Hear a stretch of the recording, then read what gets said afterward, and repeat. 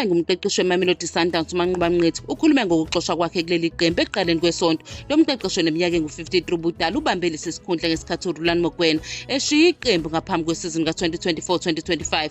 Ngesikhathi seku-Sundowns udlala imidlalo engu-22 wanqoba engu-16, nokho ngemuva kokukhishwa kowandulelwa amanqamu e-NSN 8 ehlulwa kwamanqamu e-Carling Knockout nokudlala ngokulingana kabili ku-CAF Champions League. Leli qembu linquma ukuhlukana naye nakuba iSundowns ibihamba phambili ku-Betway Premiership.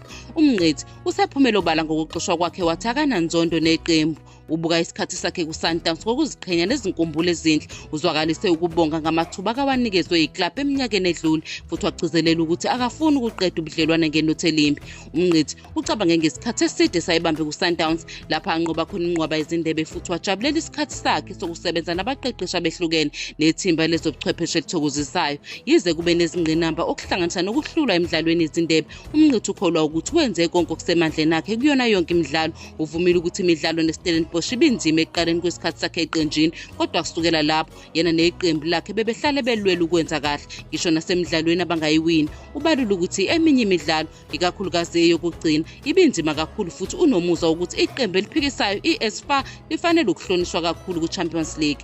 Umngqithi uphethe ngokuzwakalisa ukukhululeka nokujabula njengoba engasekho ngaphansi kwengcindezi abhekane nayo kule minyaka engu-11 edlule.